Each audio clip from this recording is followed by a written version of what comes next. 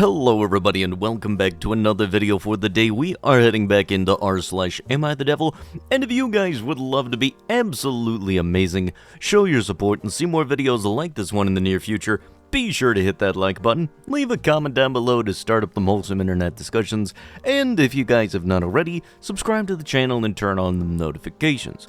Also, if you guys would like to save 10% on your next order of gamer subs, use code Tommy at checkout, or click the link down below. It'll automatically apply the discount to your transaction, and it helps support the channel. Today, I effed up by giving my old sports car to my stepson, 16, instead of my actual son, 20, who wanted it since he was a kid. Today I screwed up because of the exact same thing as the title. This happened last year, but yesterday I got a grim reminder. Before we start off in this train wreck of a story, here's some background information. I have been a car mechanic since the age of 19, and I have my own garage/store since I was 28 years old. After my first marriage went to shambles, I remarried a few years later. Just like my current wife, she had a son from her first marriage. My stepson was around 4 years old back then, and he sees me as his real father, seeing that his own father walked out on him. My son from my first marriage was living with his mom, but I saw him quite often at shop was on his way back from school. He dropped by occasionally to say hello or look at the cars that I had in the shop. My wife and ex-wife actually got along well. There was never any issues with my son staying over or staying for dinner. He lived with his mom though. When I turned 17, my dad bought me a black Chevrolet Chevelle SS. Through my entire life, I've always taken care of that car. I love that car to dead. 90% of that car is still consisting of its original parts. Seeing as I'm a mechanic, I had no issues doing everything myself. This car was standing in front of my shop most of the time, or in my garage at home. My son loved this car as well. He always wanted to go along for rides, and he knew everything about it. He even had a small model car that looked just like it. So, where did it go wrong, you wonder? My ex-wife remarried as well 8 years ago. But they moved a few states away, seeing her new husband got a new and better paid job offer. After that, I spoke to my son mostly on the telephone and saw him maybe once every 3 to 4 months for a long weekend or half a week. The phone calls became less frequent, and he said that he wanted to focus on his schoolwork. Seeing he was a teen, and I couldn't blame him for that. My stepson was already 10 at the time. When my son was 16, he went to university a few states away. I barely had time to speak to him or see him. My business was doing bad at the time, and my wife had also gotten really sick at the time with E. coli, and had gotten kidney failures. It was a tough time keeping everything together, but somehow we made it through all of it, and my wife is doing far better now. Fast forward to April of 2019. My stepson has turned 16 that month. My stepson always got along with my son, so he invited him. My son was busy at the time, but promised that he would show up a few days later. After all of that happened, I didn't see him for almost 4 years, so I was glad he was coming over. And now, here comes the part where I screwed up badly. My stepson was a grade A student. Even when times were tough, he managed to get good grades at school, and even got into the university where he wanted to study medicine. My wife and I were so proud of him, so I decided to give him my old Chevy Chevelle for his 16th birthday. He was pretty amazed by it, and so were his friends. It's a car that to this day still makes an impact. It's so on my son as well, one that would cost my relationship with him. I texted him a picture of my stepson with the car on his 16th birthday, not knowing what would happen next. My son texted me back with, "Is this a joke?" I didn't understand at the time and texted him back, "No, why?" He called me not a few seconds later, yelling at me to tell him that it was a joke. I told him that I promised him the car when he was 10 years old, that if he did well in school, I would give it to him. The part that made me yell back at him, though, the phone, was when he called me a lousy father that didn't care about his real son. Let me tell you, things were said from both sides that weren't nice from that point onwards. My wife told me to calm down and talk it out because there was some misunderstandings. I then did the most regrettable thing I've done, and if I could take it back, I would do it. I told my son in a fit of rage that he didn't deserve the car, and that he could call me back if he changed his attitude. After I hung up the phone, I got into a fight with my wife, who stood up for my son. At that moment in time, I didn't care. I was insulted for being called a bad father. I tried to contact my son a few days afterwards, but I wouldn't get any response. I think he changed his phone number a day after the fight. I couldn't care any less at the time. 3 weeks later, my ex-wife called, furious as hell. My son had apparently graduated from university, and I was, in hindsight, not invited by my son. My ex-wife already found it strange that I wasn't there. My son told her, and then what happened, and that he wanted to invite me on the day that he would come to visit his graduation. The worst thing is, he was graduating as an automotive services technician, and was apparently one of the best in his class. I then realized that I was indeed a bad father. In those 4 years of not seeing him, and all the stress around me, I didn't even notice or bother to ask what he was studying. My ex-wife told me that he was heartbroken, and felt like he was unwanted, unlike my stepson. She started crying on the phone, saying that he just wanted to be a mechanic just like you. He apparently wanted to move back and work with me in my shop, and take over when I was going to retire. My entire world crumbled up in front of me. I still feel like incredibly stupid for saying those things to him. My ex-wife wouldn't give me his new number and address, seeing that he wanted no contact with me ever again. She also told me to never reach out to her ever again. It's been more than a year now. I've had a few fights about it with my wife. My stepson gave the car back and settled for something else if it meant that my son would come back. I've tried getting into contact with him for the last 11 months. Until a few months ago, the last thing I found out was that he was probably working for some big car manufacturer, but they didn't want to give out any information about the people working there. Yesterday, I got a package from him unexpectedly. It didn't come with a letter or a return address, but I knew that it was from him. It was a box with his old Chevrolet toy car, an old picture ripped up of him and me on the hood of my car, and a videotape. I watched the videotape. He was probably 7 years old at the time. In the video, I was fixing a car. I cried halfway through this, because I knew why he mailed me the tape.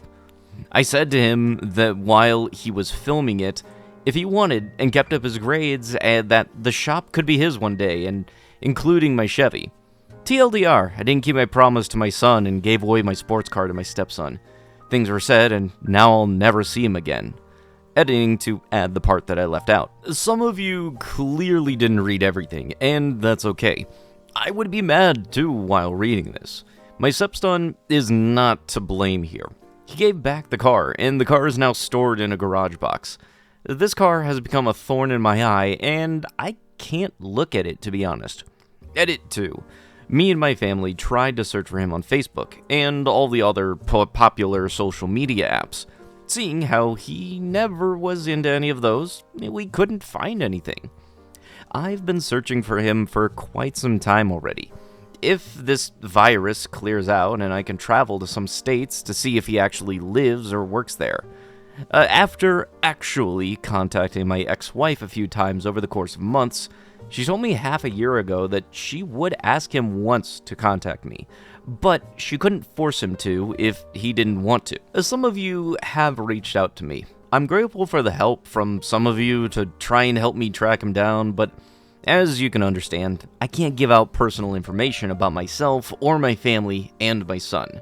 There's already too much at stake. It really does seem like you forgot about the promise, and because of the promise that you made to your son, they held on to it for with a lot of sentimental value to it, which, they did things that very much became things that would come up later in life.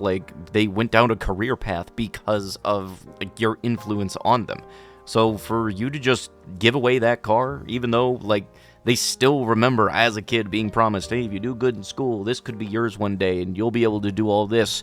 You set them on a path for something, and then just for you to throw away the car or give it to your stepson, who wasn't even relevant at the time when you made that initial promise at 7 years old, the one that was on that video recording, you gotta imagine how much that gotta sting. Like, really, you made a promise to them as a kid, a childhood promise, and then you just forgot about it. It really does seem like that meant more to them than it did to you. And yeah, that does bite, especially with the stuff that you said over the phone. And if somebody doesn't want to contact you, then you can't force them to talk to you. I resent my wife into being a father, so I lie to get out of doing things. This feels terrible. And, like, avoiding the consequences of my actions, but I can't help what I feel. Me and my wife have been together for 9 years, married for 7. Early in our marriage, I thought that I was ready to be a dad, and we started trying. Soon, she was pregnant, and suddenly I panicked. I realized I wasn't actually ready to be a dad, and I didn't want that. I didn't want the sleepless nights, and the hard work, the responsibility. So, when she had a miscarriage, I admit, I was relieved. My wife never really acted like she was super into motherhood, and her approach was mostly, if it happens, it happens. But after the miscarriage, she had the opposite reaction to me. She really wanted to become a mother now. We had many difficult conversations where I explained I didn't want to sacrifice everything parenthood required me to sacrifice. I loved her and our life together, and kids would only make everything worse. She, for her part, told me that she felt broken and like less of a woman because she couldn't bear children, and didn't know if she ever could. I told her that it was the entirely wrong reason to bring life into this world. It felt very selfish, and like she'd regret it. She, for her part, threatened me with a divorce, and eventually I caved. We started trying. Almost as soon as I breathed in her general direction, unprotected, she got pregnant again. Pregnancy went smoothly, but the birth was an absolute nightmare. It took forever, anesthesia failed, she tore her pelvic floor, and she had preeclampsia and almost died. I was terrified that I would lose her, and that was going to be raising that child on my own. I never wanted to go through that again. Yes, I realize that obviously it was worse for her, but the difference is that she went through all of that for something she really wanted, whereas I was basically dragged into it. But as soon as our daughter came out, I cried. She was the most beautiful, amazing thing that I had ever seen. I loved her immediately. Still, raising her was really hard. At first, I had to do it practically by myself, as my wife had to recover from the complications of the birth. She, our daughter, got sick a lot, and there were many sleepless nights. When my wife finally did start pitching in, she never stopped complaining. Maybe there was some postpartum depression there too, I still don't know. Still, when our daughter was 7 months old, and my wife still kept complaining about how it was all so hard and so bad, I snapped at her. She kept harping at me for months about how she couldn't truly be happy without being a mom. Why was I doing all of the work? Why was she always miserable?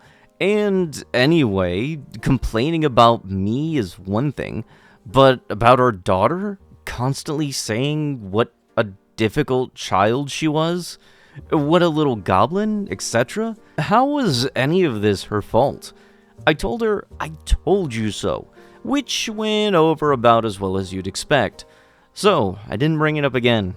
Besides, my wife was making more than me, and our parents aren't around. Mine died, hers were not in contact with over some very bad shit, so I quit my job to raise our kid at some point. Me, I quit my job so that she could experience the true joy of motherhood. I only got back to it when she was 3. By that point, things calmed down slightly, and we were finding our balance finally. And it was actually a lot of fun. Our daughter is really cute, and it's so much fun taking her places where she basically enjoys everything. And it's fun constantly getting free desserts and being fawned over for raising such a great kid. I was happy again. After a rough patch, I could finally say that I loved my life. And then my wife started complaining that it wasn't fair to only bring one child into the world. She needed a sibling, like my wife, has. I retorted that, as my wife keeps reminding me, her sister is a really selfish person and is never there for her. Bringing another child is going to be even harder, since it's not like our daughter is old enough to take care of herself. It's going to be hell, and she's going to be miserable. For a while, I held my ground, but then her sister got pregnant, second kid. So, out came the threats of divorce again. Again, I caved, because now it wasn't about her. It meant that she'd take my daughter away too. Well, again, we got pregnant super easy. This time, at least the birth went fine. But look, I'm not proud of this. It's not a comfortable thing for a parent to admit, but my son did not evoke the same reaction. I was just kinda numb when he was born. My son being a very fussy baby doesn't help. And whenever he starts crying at night, all I can think of is, go to sleep, I don't want to deal with you, I did not want this.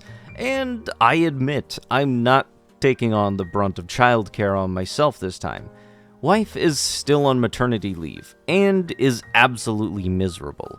But I'm not stepping up this time. I think me letting her avoid facing just how hard raising a child can be last time might be what got us here. So, instead, I checked out. I lied about work being really busy and having to work long hours to get out of taking care of the baby and getting up at night. Instead, I just sit at my work desk and play games on my laptop or watch Netflix for a few hours every day before going home. When I'm not home, I keep complaining about how tired I am from work. And by the time I finish cooking, putting our daughter to bed, and doing dishes, it's time to go to bed. Whenever my wife asks me to get up for the baby more, I explain that I really need to be at my best for work, so I can't. When my wife brought up her maternity leave ending, 6 months here, I just shrugged and said I guess she's going to have to consider leaving her job, because I did that once, and I have no intention of doing it again.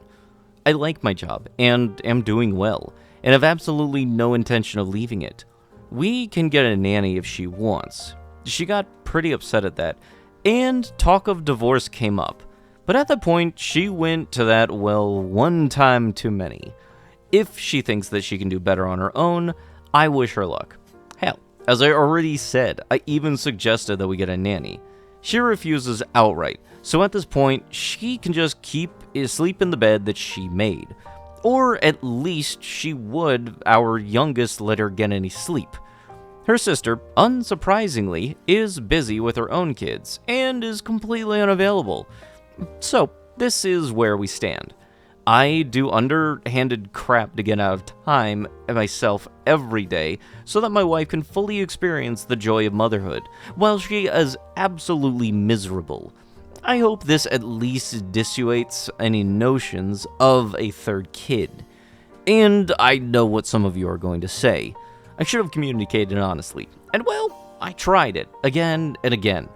All I got was explanations about how she couldn't possibly be happy without being a mother, then by only having one kid. If me communicating is only going to lead to threats of divorce, well, I hope she is happy now that she got what she wanted. But it isn't what I wanted, and I'm done. I'm not really looking for any advice, and maybe I'm the worst person ever for doing this, but I wanted to share this. Thanks for reading. Okay, maybe the first step might have been not entertaining your wife's humor by saying, okay, let's just try having a kid and, doing the unprotected things and everything. Because, it's almost as if you do one thing, it leads to another, and leads to another. If you don't want to have kids, you wrap it up. That is it, plain and simple. I don't give a shit about if it's uncomfortable or not, or if it don't fit or not. I don't care. You don't want to have kids? Wrap it up. It's not 100% effective, but it's a lot better than going without. And also, as for your wife always going back to threatening you with divorce, that is not really a good reason to stick around anyway for somebody who's willing to throw around the threat of divorce that easily. It doesn't sit right whatsoever. Both of y'all need therapy. Couples therapy, actually. Am I the a-hole? I get angry that I didn't feel like my boyfriend's priority. Sorry in advance, but I'm a ranter. My boyfriend and I have been together for almost 3 years. We love each other very much, and he is very good to me. I can be sensitive and get angry quickly sometimes. He always reassures me, and I adore him so much. He have both been a bit sick lately, but we are recovering and still going to work. We went today and texted throughout the day, talking about how we can't wait to get home to each other. He manages a store and is a great manager. I am proud of him for how hard he works. I'm not a manager, but I work hard as my job too. We both love telling each other work stories and involving each other because we are very passionate about them. Both of us rarely take sick days. I came home early today because I felt crap. Only an hour, but meant that I could get home quicker as I'd be avoiding rush hour, and showered and wanted to relax. We were chatting on his lunch, and he mentioned how he needed something from work. He mentioned it a day ago, but I forgot to check. I found out that he needed on a store website and said that I could place a click and collect order and we could get it on Thursday and make it a mini date. One of our days off together. And yes, a mini date. I'm lame. And he said that he needs it sooner as it's a little urgent and asked if I could pop down to the store and collect it today. It's only a 10 to 15 walk away, but I really didn't want to leave the house. I said I just wanted to stay home and relax and didn't want to go out when it was going to be busy, a reason I left work early. I'll be honest, I got kind of worked up and whined a bit about it, and he got annoyed and said, "Don't order it, don't worry, thanks for nothing, bye," and then hung up. I was pissed off that he said that, and I texted him to remind him of an occasion when he was sick and took a day off. I asked him to collect and wash the wash we had taken to the laundromat and do another chore or something, and he told me how he took an extra day off to relax and not get chores done. After I texted, he sent me a pic of an order confirmation and said that it's all ordered. We didn't really text the rest of the day, and when the store closed, I texted him asking if he was on his way home. I asked him what he would like for dinner, and he texted back, "I'll see what I feel like after a few pints," which did make me very angry, and I texted him a bunch that it's unbelievable that a few hours ago he was telling me that he couldn't wait to see me, and now he can't. He's not coming home. He said he just wanted to chill out and unwind with a drink. He's done this before after we both keep saying how we are trying to be healthier, but I don't know how that will happen if weekdays evenings are for drinking too. A few months ago, I was down and didn't want to go out much. And we did go out. I'd be an antisocial and want to go home. He was very supportive most of the time. Quite a few times I left by myself or didn't go out. We had a conversation where he told me that he understands how I'm feeling, but that it's better going out and leaving together, that he doesn't want to ever seem to our friends like we are distant. And starting to do things without each other can lead to growing apart. I did understand and admit that I'd never thought about it that way. I still haven't been as social as I was ages ago, and even now. Sometimes I can get grumpy when we are out and be moody and keep asking when we are home. Threatening to go home on my own, guilting him, but I am trying to compromise and be less quick to anger. I told him how he was going against what he said, and I was really angry and upset and texted him loads overnight. I told him how I felt wasn't his priority, and I wasn't as important to him as he kept on saying. that he could have come home, but he didn't. That it did make me feel lonely and like he ditched me. That is proved I'm not his priority. He'd rather go drinking. By the way, I really don't think he's cheating on me, sending me pics of our mutual friend at the pub he's at, and they're texting me too. I did give him a lot of shit and repeated myself a lot, but he just kept on saying, I love you. You are my priority. You are important to me. See you soon, XXX. I kept getting more annoyed and just angry texting him. He was saying how I've been very negative and how it wasn't anything to do with me. He just wanted to unwind and go out for the drink, and after I pushed a bit more, he said that he was sad and he wanted to include me in a work thing, and I got mad and whiny and negative. That he feels very drained and like he was bullied. When he got home, we argued a bit. He said that it was clear that I didn't want to leave the house to collect the order, so he knew that I wouldn't want to go out and didn't ask. I just said how, even though an invite is nice, that wasn't the point. We spoke about how we were going to spend time together tonight, and he's spent the whole evening and most of the night out. He just kept saying I sent like 90 messages over 3 hours, which is a lot. I know I really do rage text. And how I ruined his night and made it about me. I just said his night wasn't the only one that was ruined. I was hoping to spend it together, and he ruined that after we had a whole conversation about how this can make couples grow apart. He said that he wanted to go do something for himself and go out to unwind because of the attitude that I had on the phone when I said that I wouldn't collect the order and how pissed off I was about it. I just said, yeah, I was tired and got home early from work for the first time in ages to relax, not to run errands. And only thing that he said to acknowledge his double standards was like, oh yeah, when I said it was one time a year ago when I was feeling screwed after working really hard, and I just said, yeah, I've been working hard too, and we've both been sick.